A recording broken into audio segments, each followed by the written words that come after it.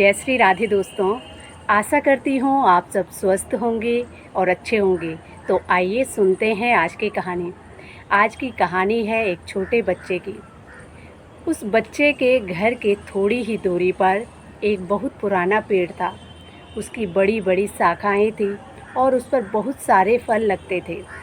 वो बच्चा रोज़ उस पेड़ पर खेलने के लिए जाया करता था। उसकी शाखाओं से खूब खेलता और वहाँ से फल तोड़कर भी खाता था। उस बच्चे का रोज़ का नियम था कि वो उस पेड़ के पास ज़रूर जाता था।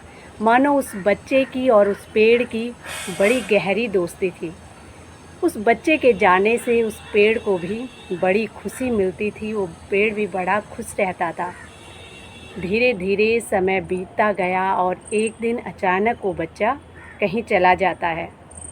वो पेड़ बड़े लंबे समय तक उस बच्चे का इंतज़ार करता है, लेकिन वो बच्चा लौट कर नहीं आया। वो पेड़ बड़ा उदास रहने लगा। कुछ साल बीत गए तो अब कुछ सालों बाद वो बच्चा लौटकर उस पेड़ के पास गया। वो पेड़ बड़ा खुश हुआ और उससे कहने लगा कि दोस्त, तुम बड़े लंबे समय से आए हो। देखो, मैं तुम्हारा कितना इंतज़ार करता था, लेकिन कोई बात नहीं, तुम आए तो सही। लेकिन बच्चा बड़ा दुखी था, उदास था। पेड़ उसके आने से बहुत खुश हुआ और वो कहने लगा कि दोस्त, आओ फिर से मेरी शाखाओं से खेलो।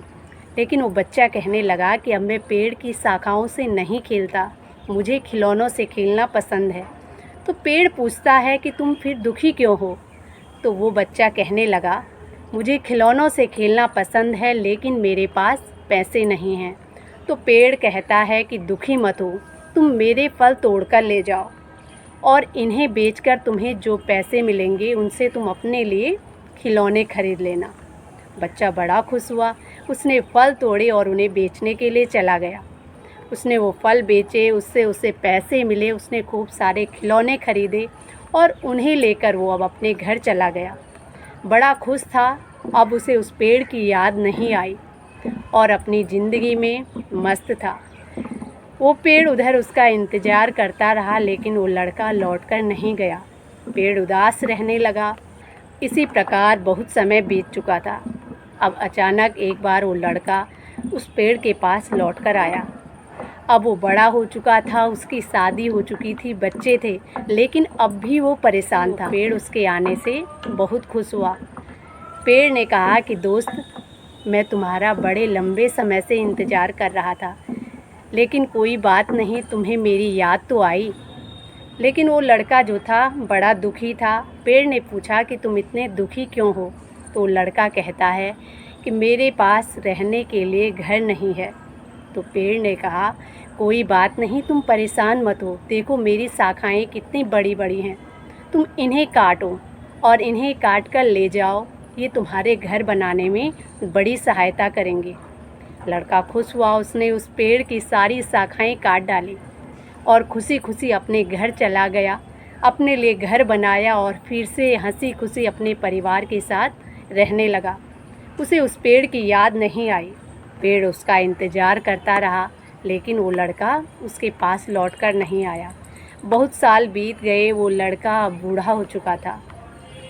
एक दिन थका हारा वो उस पेड़ के पास फिर से लौटकर आया और पेड़ उसे देखकर बहुत खुश हुआ, लेकिन मन ही मन वो बहुत दुखी था, क्योंकि वो अपने दोस्त को दुखी महसूस कर रहा था।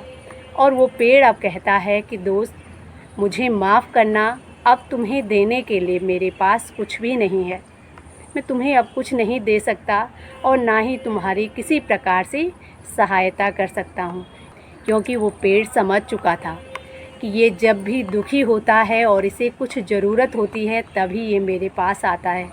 लेकिन फिर भी उस पेड़ ने अपनी दोस्ती निभाई और उससे इस प्रकार कहने लगा। लेकिन उस बूढ़े व्यक्ति को अब कुछ चाहिए नहीं था। उसको अब अपने रहने के लिए एक ऐसा ठिकाना चाहिए था जहाँ वो सुखी अपना जीवन व्यतीत कर सके। उस पेड़ ने अब उसे अपनी जड़ों में पनाह दी और वो बूढ़ा व्यक्ति अब वहाँ रहने लगा। तो दोस्तों, ये कहानी हमें बहुत अच्छी शिक्षा देती है कि वर्तमान समय भी कुछ ऐसा ही हो चुका है।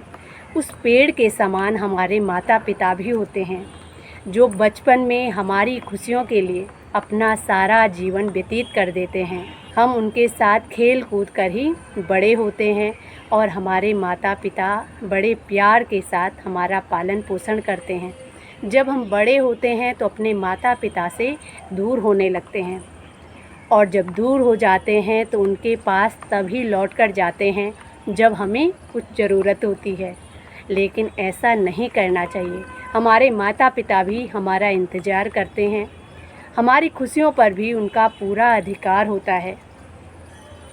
ज़िंदगी में कितनी ही व्यस्तता क्यों न हो, लेकिन अपने माता पिता के लिए थोड़ा सा समय ज़रूर निकालना चाहिए, क्योंकि हमारे माता पिता न होते तो ये जीवन नहीं मिलता। इसीलिए अपने माता पिता का हमेशा सम्मान करना चाहिए। तो दोस्तों, ये थी आज की कहानी। अगर वीडियो पसंद आए तो प्लीज़ चैनल को लाइक शेयर एंड सब्सक्राइब ज़रूर करें। इसी के साथ जय श्री राधे, जय श्री कृष्णा।